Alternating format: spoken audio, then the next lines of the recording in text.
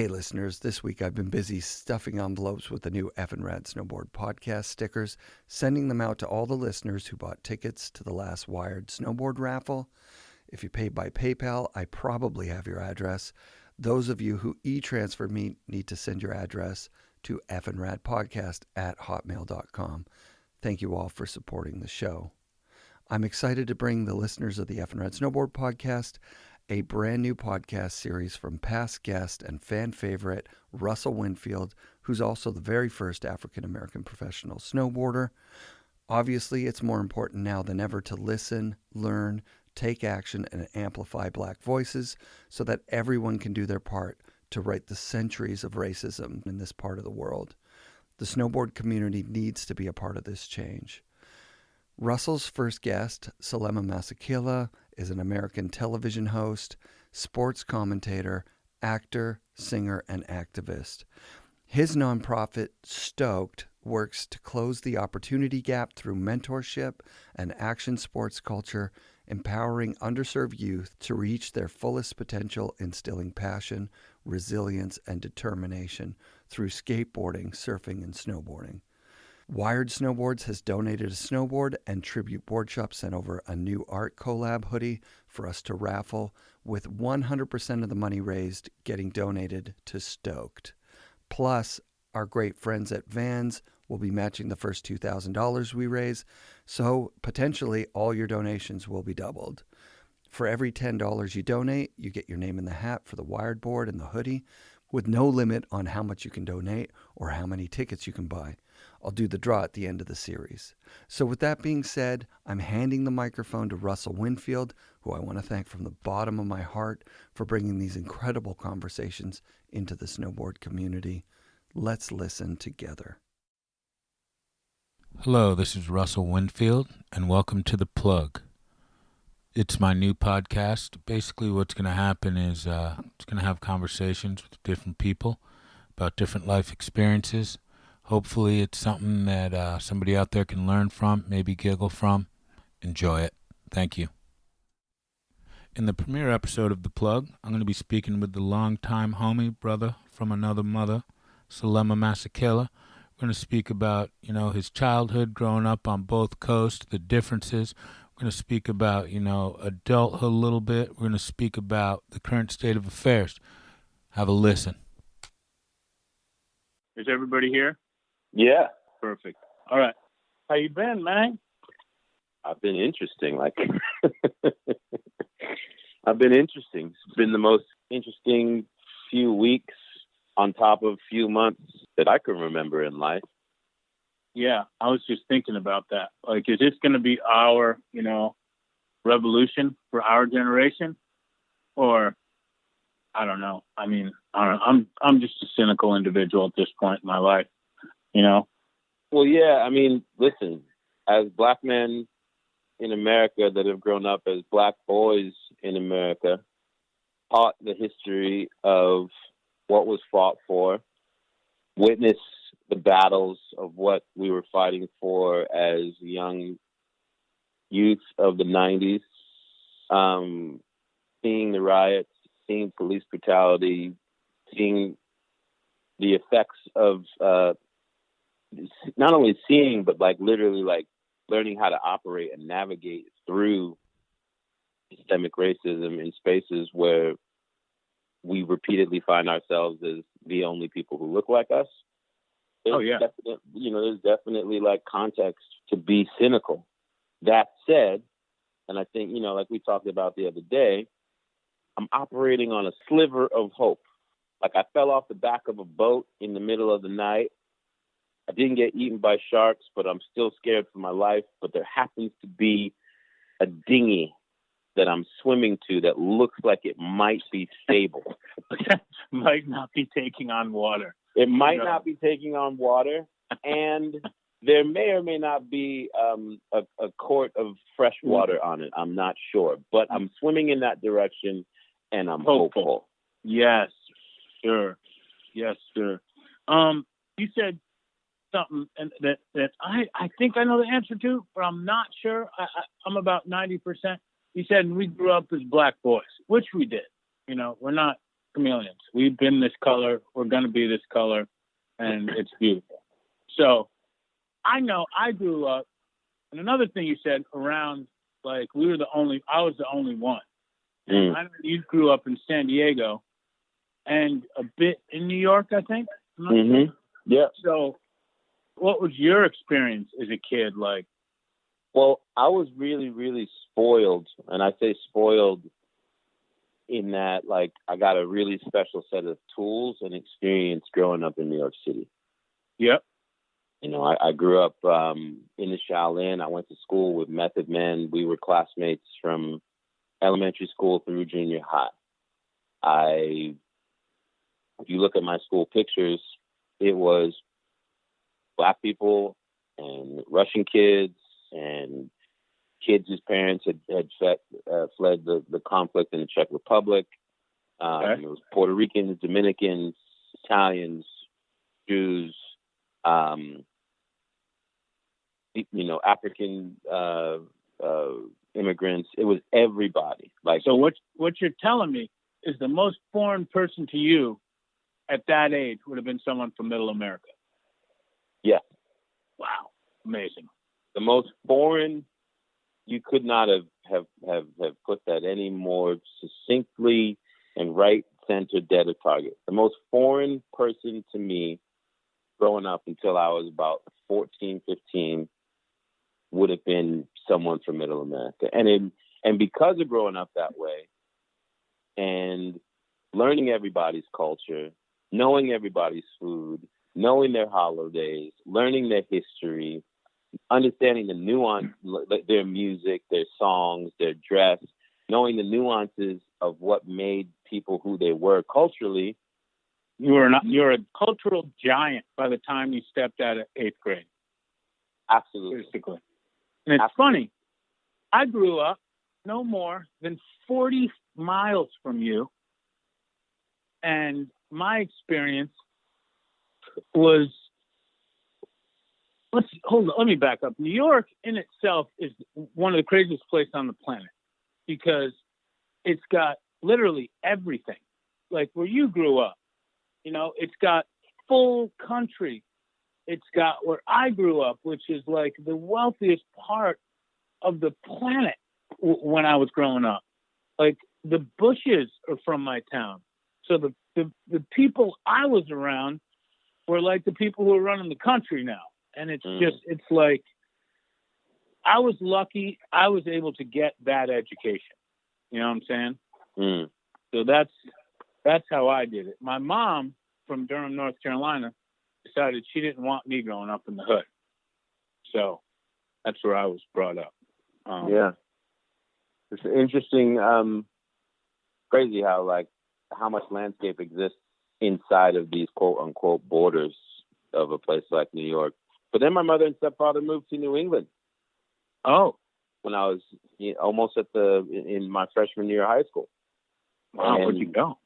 A little small town called Attleboro that was like a lunch pail, everybody wore work boots. Yep. Type town. High school of I went to a few different high schools in and around New England. I went to in Cumberland, Rhode Island, Attleboro, Rhode Island, and Norton, Rhode Island, and I was Han Solo Negro. Oh, that began the beginning of the re-education of Selema Masekela. Yeah.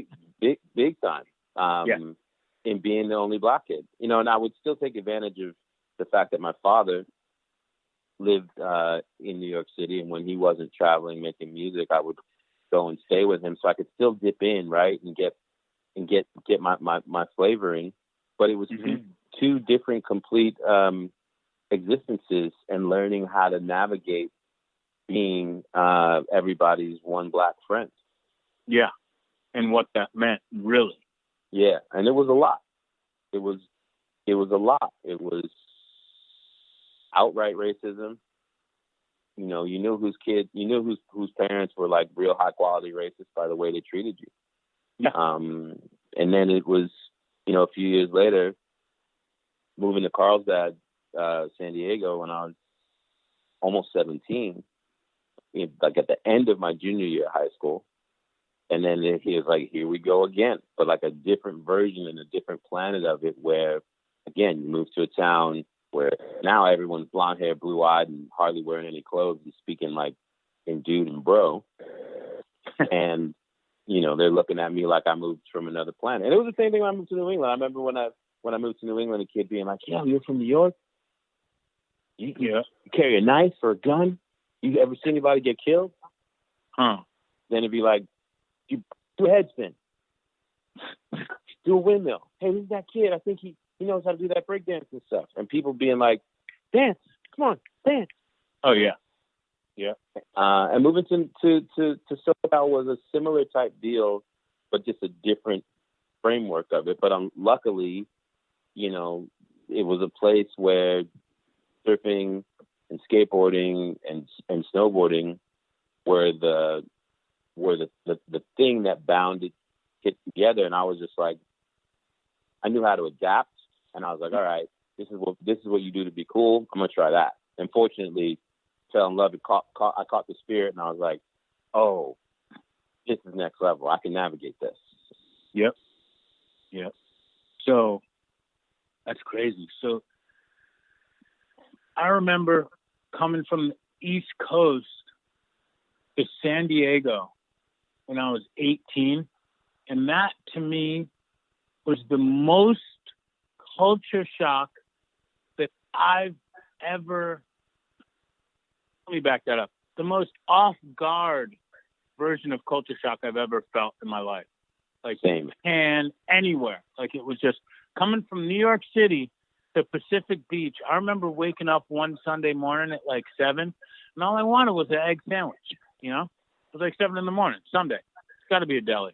Where I walked up and down Garnett Avenue for like 2 hours, and it was crickets. I was like, where am I? You know? I mean, on top of being Han Solo Negro. Yeah. I mean, I was in my parents, treated, you know, I had this nice little green Volkswagen. I'd been in town like 3 days, bro. And it was the middle of the day. I was in Pacific Beach, and I pulled over to go into get some food or something. And the cop just blocked me in. Whose car's that? My car. What do you mean whose car? You know, it's like, my car, officer. You know? I try to explain to people what we learned to go through as kids when it was never like, license and registration, please. How are you today? Do you understand why I pulled you over? I was like, yeah, that's on TV. Mm-hmm. You know, for us, it was always like, is this your vehicle? Yeah. And you better be polite in answering. I mean, you know that it's my fucking car was what was in my head. It's my car, officer, is what came out of my mouth. Because if not, I would have got fucking shot or dragged or who knows. God forbid you said that with any sort of tone. Oh, yeah. No. It was very submissive. And it kills me to have to do that. To this day. Yeah. That's still the way I got to talk to him. Of course. I mean, every time I get ready to leave the house, even now at 48 years old, I run through the checklist. Where is everything? My registration is not in my glove box. My registration and insurance are in the visor, above. I got my phone set on its holder so that it's facing in the direction of anyone who comes to the car, so I can put that video in motion. And, you know, hands at 10 and 2, window down, and make sure that I don't pull over ever in a place that's secluded. I will throw my hazard lights on and drive at 15 miles an hour, and I will take them someplace where there's going to be people. Yeah. And that's the rule. Yeah. But as we see, that don't even matter no more. Right. Maybe, and that's not a guarantee. Yeah, you're right. Like, that's not a guarantee. That's just trying to at least put some odds on the situation. Yeah, exactly. Better your odds of not getting. Well, yeah. I mean, that's just, and as a good segue, that's when my friends have been calling me, asking me how I am. I'm we talked a little bit about this. Mm. I'm the same as I was a month ago. Mm. It's, like you said, I have a sliver of hope, but I'm personally not any different. We move the way we move. What saddens me is that it's normal for us. It's like at this point, it's just I've accepted that this is the way that I need to move. Do I like it? Not necessarily, but it's a survival tactic. It is. It's like COVID.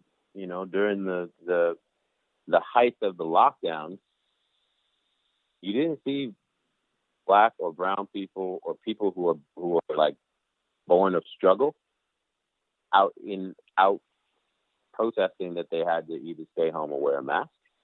It was just another thing to add to the list of limitations to navigate existence. So it's like, all right, we're going to figure out how to pivot and be resourceful. Like, this is what we are used to. Just another thing that we're being told we have to do.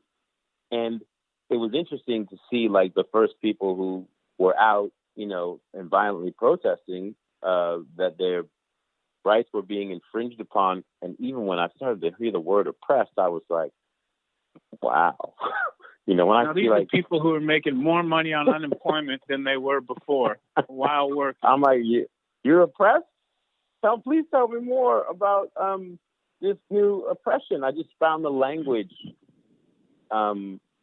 fascinating, and I found it interesting that people who'd never been uncomfortable before, for a consistent period of time, being forced to be uncomfortable for a couple of months, like let's unravel people's existence.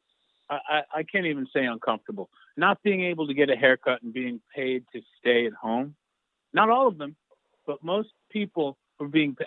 I knew a lot of people who weren't working and who were making more. Right. I got laid off for 12 hours. I filed for unemployment. They told me no. Thank God we were deemed essential so I could work. But, it's like, because you can't get a haircut and someone's telling you that the bar's closed, you're going to stand at the Capitol with an automatic rifle? Let's talk about that. You hear me? Let's talk about that. Oh man, I'm not gonna lie, bro. I laughed at my television. It was a form of entertainment in the darkness. Like, when that's it was the worst, I was just like, thank you for giving me at least a little bit of levity in this uncertain, unprecedented situation. But it's I guess it's relative. Not really, but what do you say to someone who is dead set on being thinking that they're oppressed? Because what was the other sign? I want to get a massage or something like that they were showing all over the news. Yeah. I need a massage and a haircut. All right, cool. I also think that those people are immune to I don't think anybody can be changed. Like, I'm with you. People have to find an awakening and some calling of empathy within themselves in how they witness others, etc. To feel compelled to make change. You know this. You've made massive changes in your life more than once, and nobody changed you. No, you made that definitive choice. Yep. So when I see people like that, I'm just like, I feel for them, but I can't give them my energy because I want to be about the people who are open to growth and change, and who don't see change as something that's against them, but see the potential of what's on the other side to be better as a result of change. And that, coming back around to what you said, that's the one thing that gives me a little bit of hope. As much as it's frustrating to get all the text messages from our well-meaning white friends letting us know that they care about us, or they finally get it, or want to know how we're doing, I'm like, all right, well, at least it seems like y'all want to do the homework now, and you'd like to pay attention, and you realize that this thing that you thought you could just feel bad for us about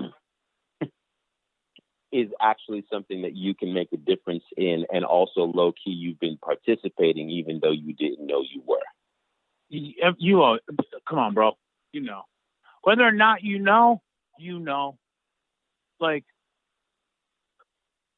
me, you, and a white dude are standing at a bar, and we walk outside, and there's a cop. He comes up to me and you and doesn't even acknowledge the white person.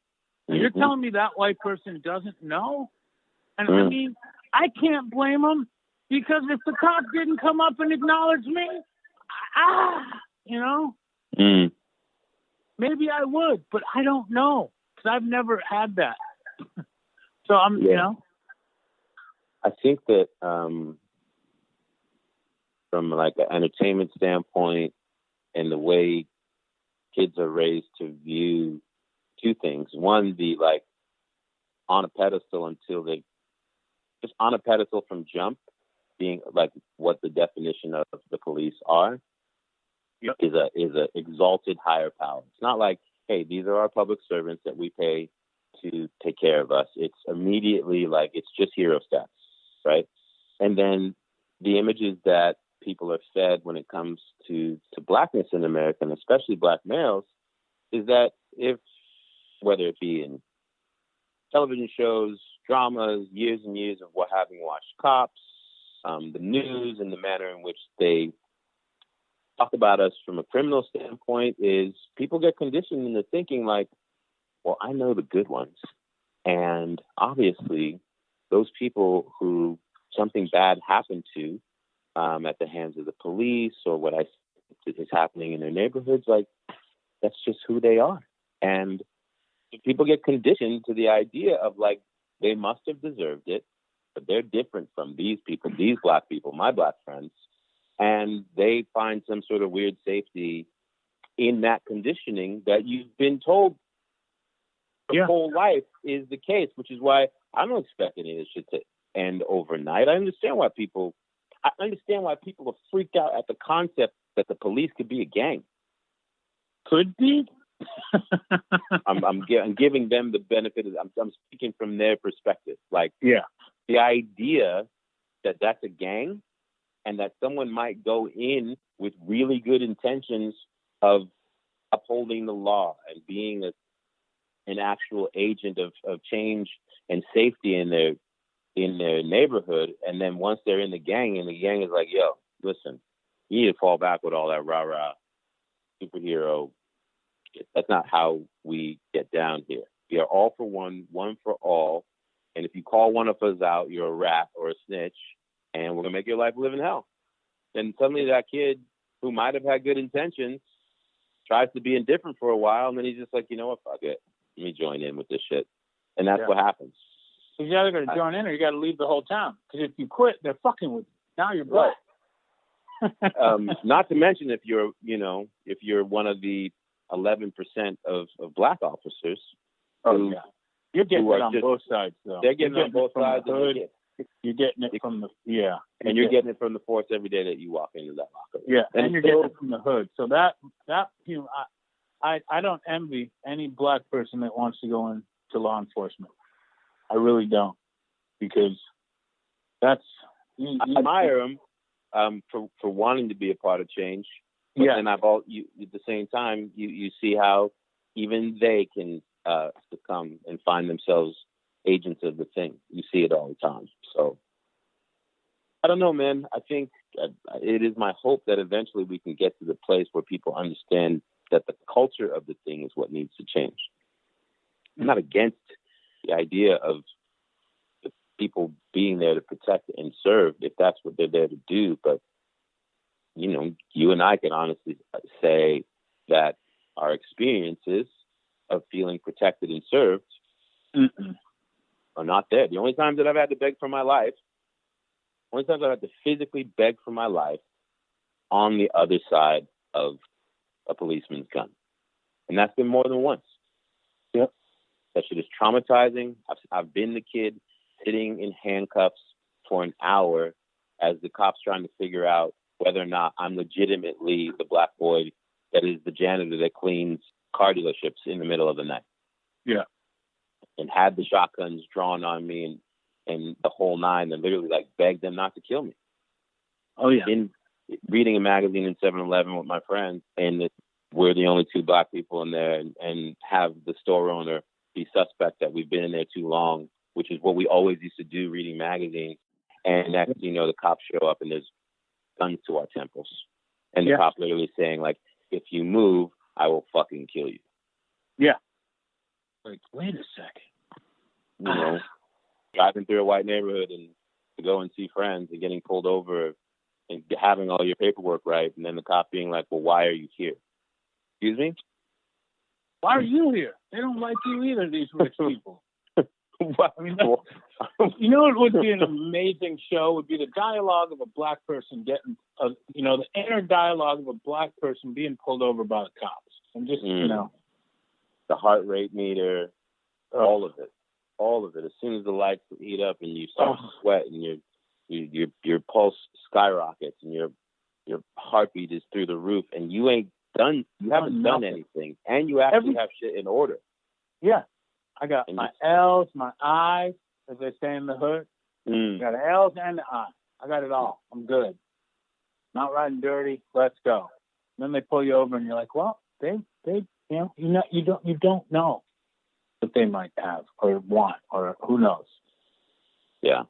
As I get older, it's been better. Like in my 20s, it was, if I saw a cop and I was in a car, chances are he would pull me over. Yeah, I remember those days where it was just like, he's going to turn around. Yeah. He's going to turn around. White front would be like, no way. There he goes. Ooh, and here we go. Being with friends being like, watch this. They're like, what? The cop's going to turn around. No, he's going to turn around. And there we go. There we go. I mean, granted, they might have had more, reason when I was in my 20s, but still, there was way worse people than me driving around. And that's the thing. It's like young people make mistakes all the time. Yeah. A friend of mine sent me a thread, too, of this white woman who talked about all the things she did as a kid that she never got arrested for. I saw that. Beating people up. At the party. Knocking people out in front of cops. Shoplifting. Thousands of dollars of stuff, Sal. And just having to return it and all these other things. And I was just like, she gave literally like, I was fucked up from 16 to 20, whatever, before I got my shit together. And fortunately, they treated it as such. And that was my privilege. And now I'm mad successful. Yeah. You know how many felonies that would have been? Oh, my goodness. In the 80s in California, you would have struck out. You would have been locked up for life. Would have been a wrap. Yep. Yeah. Geo. Gang. But all that said, hopeful at this time. Yeah. So let's talk a little bit. I mean, we're kind of in and out of it about the current state of affairs.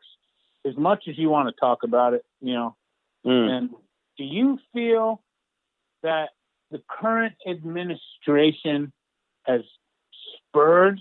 Because to me, it seems like, and this might sound really messed up, but fuck, George Bush doesn't seem like such a bad dude no more to me. You know what I'm saying?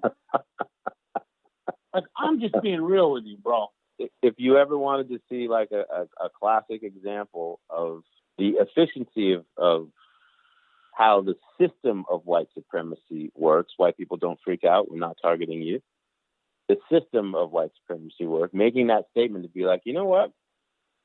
Yeah, Bush was a superhero compared to this situation. Which is such a crazy thing to be able to say. But did you ever? Never. Never in a million years. Never in a million years. But I think it's the totality of the unintelligence and the celebrating of not being intelligent. The celebrating of casting wisdom aside. Literally like demeaning people, like being quote unquote intellectual is the new thing to be able to poke fun at. And God forbid you like come out with receipts and history to give context to situations. It's fake news. And this I don't even like to say president because it's just a wild ass concept. No, that's but not. Yeah. this man who occupies the office being the greatest fake it till you make it person in history. And now faking it, like, which was semi-entertaining when he was in business with, unless you were in business with him or trying to work for him. Like I said, semi. Yes.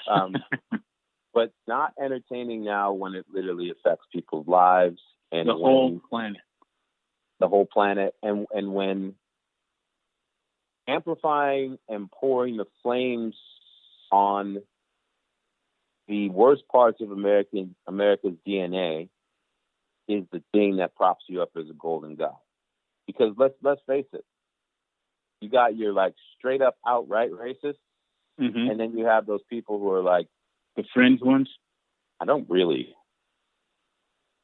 with how he talks about it, but he speaks his mind and he makes some good points. Here's the thing: if you are down for him, you are a racist and a sexist and a homophobe, and that's it. You're either that or you're down to prop up the systems. Well, if you're down to prop it up, then you're part of it, so you're down for it. 100%. Like just strip it all the way down, and the good thing is that if this ends, you've exposed yourself, and now I see you, and you can't take that back. I love that they're all out in the sunlight. Yeah, and that's the one thing that I never thought I'd say grateful for, but the one gift in this administration is that Donald Trump isn't a cause of the emotions and the ignorance and the hate. He's just a symptom of what's already existed, and it's provided a platform and a safe space for people to really feel like they can be out here in these streets with noble and novel ideas of returning back to a time when just simply being white was enough and everyone else should figure out how to fall in line, because this is a white Christian American country in those people's mind's eye. And as they see the numbers of brown people climbing and, positions of power starting to have true inclusion and diversity, if your identity, like if your cultural identity is just being an American and being white, you definitely would be threatened as fuck if that's how you identify. The whiteness is a construct, right? It's not a real thing. But it's a construct to make people traditionally through the history of our country feel more important than everybody else. Like, but in their mind's eye, it feels really good. Like when you're playing the game, like I'm killing it. And that's the biggest, like, sort of duping that of this type of racism and this type of insidious, like, divisiveness. It's like those people who feel comfortable now to be out in the streets railing against, Black people and Muslims and the LGBTQ community and anyone who's not them, they're not even getting anything for it, Russell. No. But that's like how it all isn't that how it started? Like the rich white dudes were like, I ain't giving you no money, but at least you ain't black. Exactly. And that's exactly what happened. And then they like clung to that. They're like, I'm poor, but I'm white. When there was a time when slavery ended that you had poor white indentured servants and slaves. Yep. And they became homies and were down for each other. And once the system sort of realized that, like, oh shit, that's a problem, because they got allies, they just gave a little bit more to the white people. They gave that 40 acres and a mule to those white people and told them, actually, I know you work side by side with them and sweated together and had these bonds, but you're better. So here you go. Mm-hmm. And it was a power move. And I'm not, it's not some shit that I'm making up. You just gotta, Google your history, and learn. And that's the other thing about where we're at right now is that a lot of the people who are incredulous about how we've gotten to this place or that it can't be real, it's like, you are the beneficiaries of really, really shitty education. That's the benefit. And it's getting worse. And it unfortunately continues to get worse. Hey, I got an idea. Let's take all creativity out of schools. Mm. Hey, I got an idea. Let's just throw teachers in there willy-nilly. Hey, I got an idea. Let's just have standardized classes. Antiquated systems that don't have any relevance to right now. Which is, again, why, as much as we're shit talking right now, I am hopeful. Because if there's anything that the COVID situation has done, and then you throw in on the back end the largest global civil rights movement of our time, it is a blacklight on any systems that don't work. And I think it's why people are trying to, like, even from a corporate side, people are calling me all day. Mm-hmm. Hey, we want to change the culture of our brand. We want to figure out what we've been doing wrong and how to do it right. Never thought that. Usually people could just be quiet. Is it over? Okay, we'll get back to business as usual. But it's the first time that people realize that might hit me in the pocketbook. So I want to make some changes. Yeah. And I don't really care the reasoning at this point, but if we can get your activity and get your power and the ability to sort of influence at a DNA level, and you're deciding that, like, being anti-racist is valuable to you, more power to you. Yeah. Whatever it takes, you know. It's a lot, Selema. It's a lot. Yeah. When I think back to you and I meeting, now it's 25 years. You know. Before that. Yeah, it's more than that. It's like 93. Yeah. It's just Transworld or something? Yeah, Transworld. Yeah, I don't know if I think I've told you this story before, but, like, you had a 2-page spread. I think you're on the Fat Albert board doing a board slide. Yeah. You remember that one? Uh-huh. Maybe Foster took it? Dano or Trevor Grace, depending on one. But it was iconic. It was like an iconic photo in an iconic photo issue. And that was the first time that I saw a black snowboarder. And I just remember opening up the magazine. I hadn't seen a video part of you yet. And just being like, I worked at Transworld at the time, and I was like, yo. Just fist pumping, proverbially. Literally, I was like, I probably, like, yelled in the inside of Transworld, being like, yo! Yeah. Did you see this? And people were like, yeah, we know who that is. It was the biggest moment for me. I cut them out, spread out carefully with an X-Acto knife, taped it together, and put it up in my cube. 5-6 years later, you know, we end up in a situation where we're working together, and you come to be a part of a company that I started, and that was the first thing I said, is like, we're getting Russell Winfield. But it was such a huge thing for me to keep going and try to figure out and make my way in snowboarding. Like, seeing you. Okay, there's one, so it's going to be a little, you know, like the door has opened. But seeing you was like seeing 1,000 people.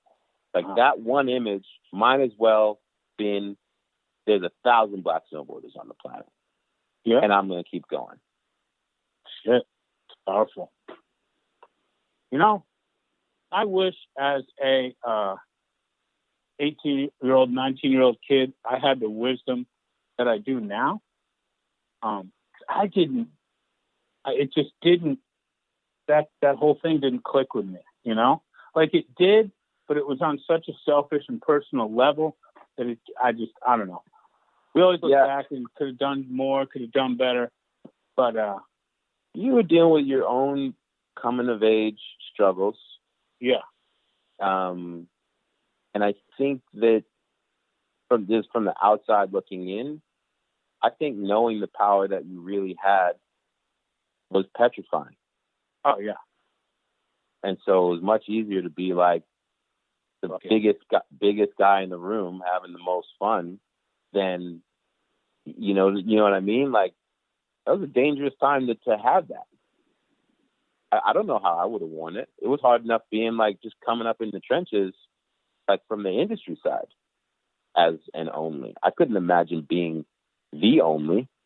It was cool, but it was kind of, I don't know. It was, yeah, it was brutal, bro.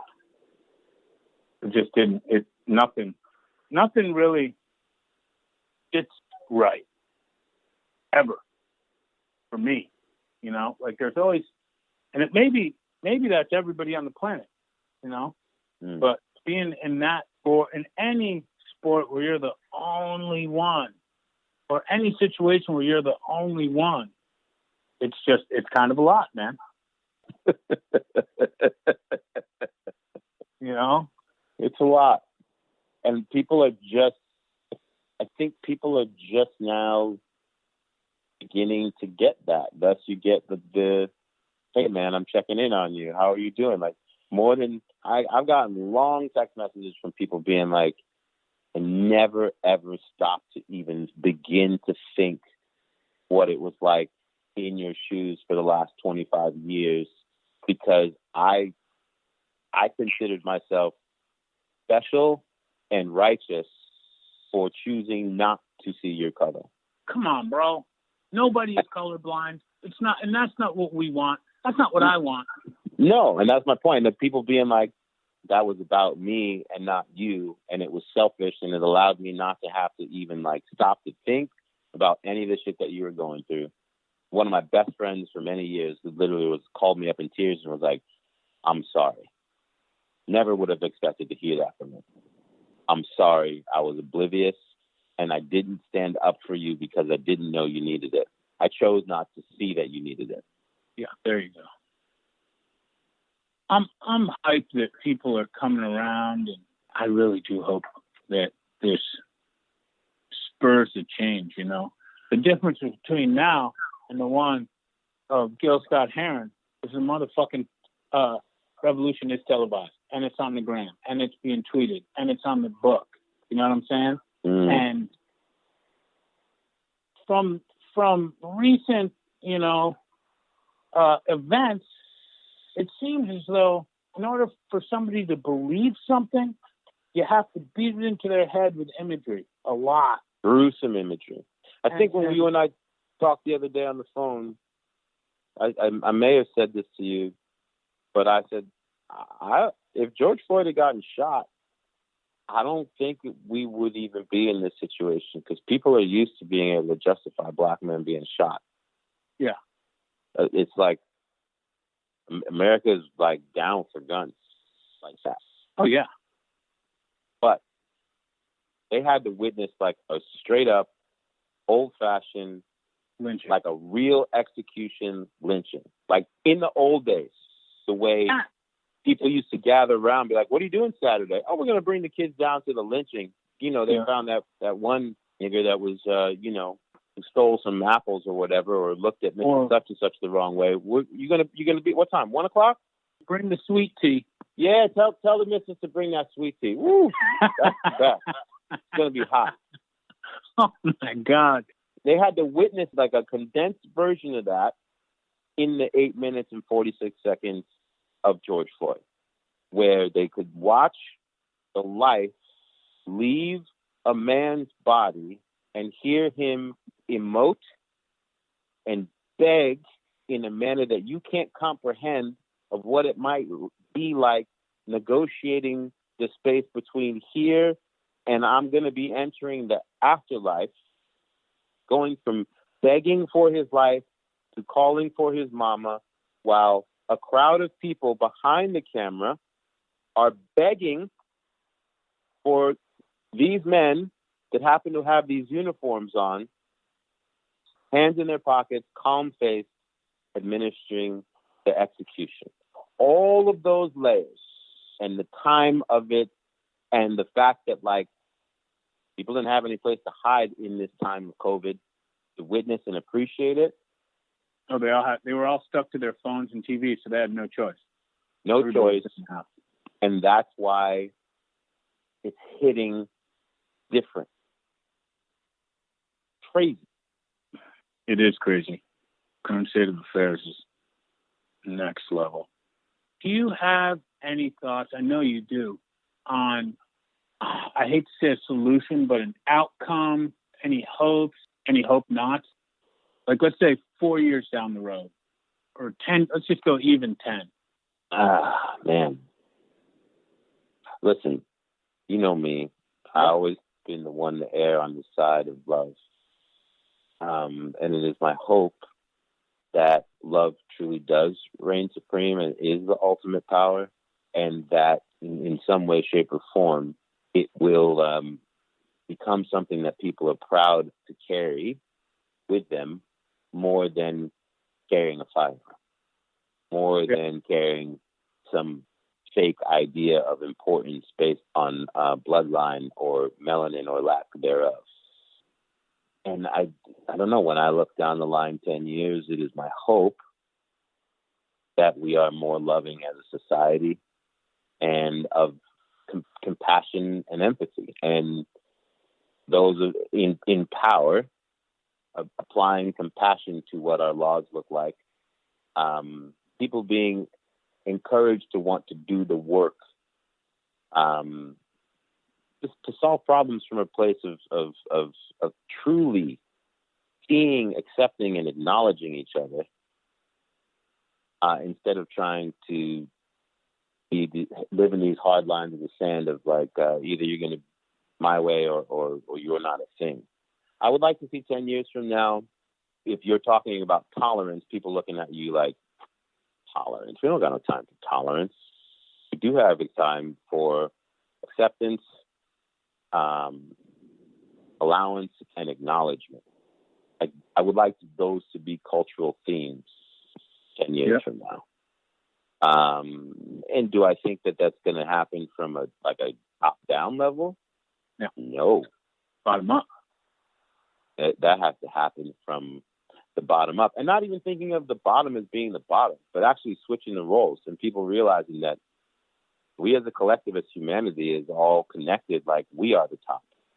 Mm-hmm. And those few that are in power, that actually is the bottom. Like flipping the script and understanding like where true power lies in the collective of community and the ability to shift consciousness as a collective. Mm-hmm. Might sound like pie in the sky, but like that's the energy that I'm working in, because everything else is like kind of zero outcome. So that's where it is for me. Do I hope that we can someday go away from a two-party system and get to more? Sure, absolutely. But in the meantime, I'm going to do everything I can at a local level to affect what I can within my community with that energy of love and, obviously the power of the vote. Yeah. Like you, I'm more of a MLK Jr. than a Malcolm X individual. Mm-hmm. Because it seems like the other side just wants to fight and they're ready to fight. And it's like, fighting's not, if it comes down to the come down, fine, let's go. But that's right. Not, I'm not. None of us are waking up hoping that shit pops off. No. Well, I want to live this life. Dude, you're a father. Yeah. You got beautiful daughters that you want to see flourish, etc. Which is what all of us have commonly. It's next level right now, but I think there is hope, like you were saying, and I think the solution is that people just need to realize that they just need to be good. Just be good. When you're doing good, and when you're doing bad. Just do good. It takes a lot more effort to be in that energy of hate and conflict than it is to want to simply do good to yourself and others. And I think that the hate that you see, the people who are lined up ready to fight, bro, they're petrified. That is the highest manifestation of fear energy that you will ever see. And it's going to sound weird to say, but my heart breaks for those people. Like, I feel for those people because I couldn't imagine what it would be like to be consumed with that much fear to the point where it's converted into this 24/7, like, that hate is the hill that you want to die on. Yeah.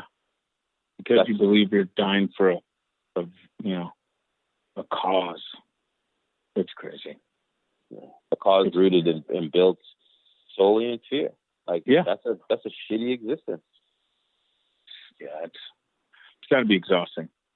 I mean, because this shit over here is exhausting. So that shit,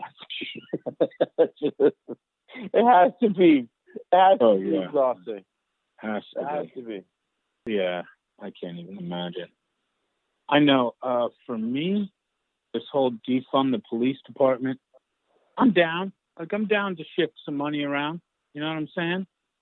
The one thing that I wonder about, all these racist police officers, are they going to all turn into some crazy militia that we're going to have to deal with?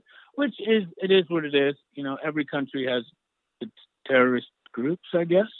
You know, that's where my brain kind of goes. Like, but didn't a town, when they fired one of their cops, didn't 57% of their force quit?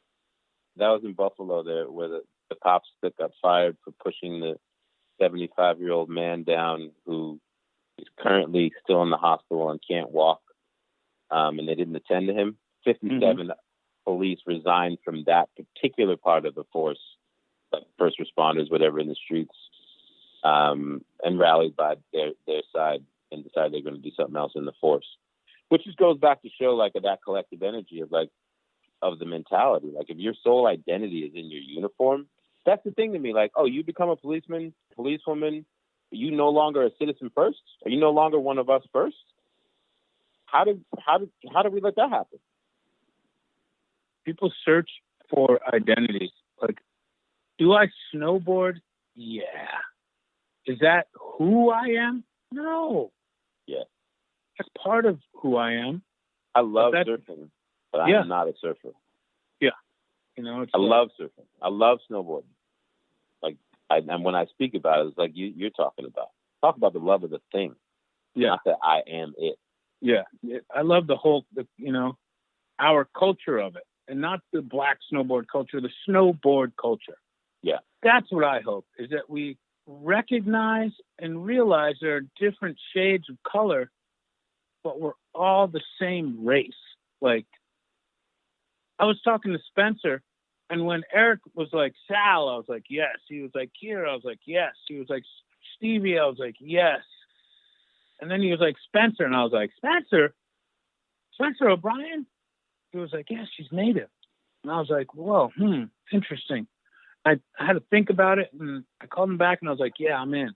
We need allies, you know? We all need to be allies. And I called you on it, too. I called you and talked to you about her. And I was like, what do you were like, yeah. I was like, yeah, you're right, man. And that was like, that's my programming. Yeah. And what's dope about her is she's like never been afraid in the midst of, listen, snowboarding has always been safe to stay on the sidelines of any of these issues. Straight up. Like, snowboarding is about the lifestyle, etc. Like, don't rock the boat. Spencer O'Brien, she's someone who's always, I am Spencer O'Brien first. This is what I come from first. This is what I believe. Also, I ride snowboards. And the idea that, like, because you do a sport, you suddenly, like, this culture that you're in is now, like, 100% unaffected by what goes on in the world, that's ludicrous. Yeah. It's having allies, and it's having people realize that, yes, outside of this thing that I do, these are the things that happen in the world. What do I can also, like, feel free to, like, talk about what I believe in and stand for and create, you know, connection and empathy for others. That seems pretty straight up like a part of what the feeling of snowboarding is. It should naturally fit and segue. It does, but I just think that there wasn't enough color in snowboarding. If you don't make somebody do something, they ain't gonna do it. Oh, you know what I'm saying? Like, if they're not seeing it, snowboarding didn't see, unless you were hanging out with me or you or Aman or one of the 3 or 4 black people in the industry, you know, Stevie, Kier, you weren't seeing the way the police treated you. You don't see it. Out of sight, out of mind. You know, it's not an excuse. No, it's not. But like they didn't stand in the lift lines with us and endure the ridicule. Yeah. And endure the laughing, endure the what are you doing here? Yeah. And the people who thought it was cool or funny to repetitively ask a question or tell you that you didn't belong. Mm-hmm. They didn't endure or hear any of that stuff for the entirety of their growing up doing the thing that they loved. They just went and they did it and had a blast. Yep. They didn't sit behind their goggles, seething underneath their goggles as they looked at that person who they could see was looking at them with like disgust and why you'd hear, and feel what it was like to want to just rail off and punch that person in the face. Yep. And we were so happy to be there that we sucked it up and we only talked about it amongst each other. Yep. Not anymore. No. It's crazy, man. In the end, I'm going with it will be good. And it might not be us. It might not be our kids. It might be our kids' kids. You know?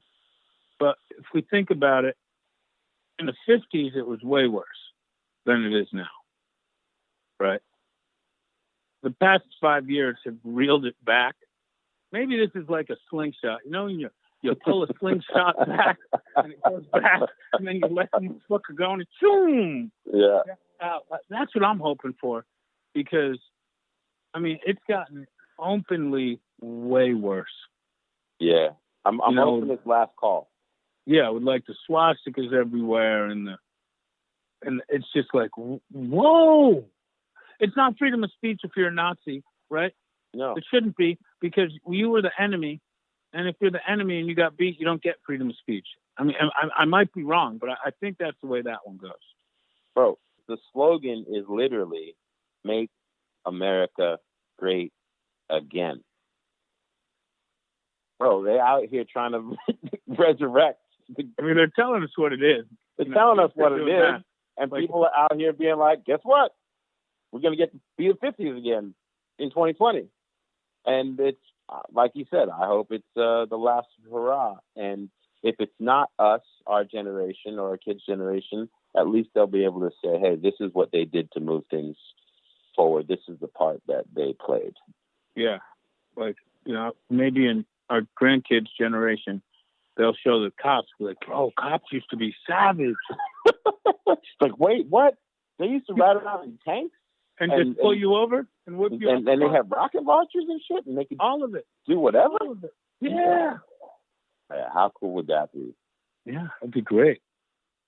Time is something else. I never thought that I never thought this was going down like this.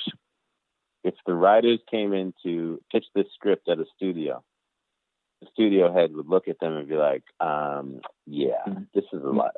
It's too much. Take that back, shave 100 pages off of it and just something a little narrower focus. Yeah. If you're telling me we're gonna endure a global pandemic and the largest civil rights movement perhaps globally in history at the same time, I'm gonna say I don't know if the audience has the capacity to stomach all this. That's a little bit much. Like 150 pages out of it. Well, sir, it's only 150 pages. Yeah. I'm going to have to start from zero on this one. And let's do something about a puppy dog getting lost that talks. Yeah. Liven it up a bit. Selema. Always a good chat, man. Russell, man. Chat. I love you, man. I love you too, brother. To be continued. Yes, always. And I'm working something out for this spring at an undisclosed location. Enough said. I'll just throw the bat. Spencer about it. Yeah. Throw the bat signal in the air. Yeah, it'll be fun. We'll make it happen. Yeah. And down the line, you're gonna have to come on the What Shapes This podcast. Yeah, for sure. I'm down. I'm down. All right, my brother. Yeah. Have a good day, Sal. Stay up, Russell. Thank you, babe. For sure. One. Thanks for listening, and be sure to come back next week for another episode of The Plug with Russell Winfield, brought to you by SIA Productions.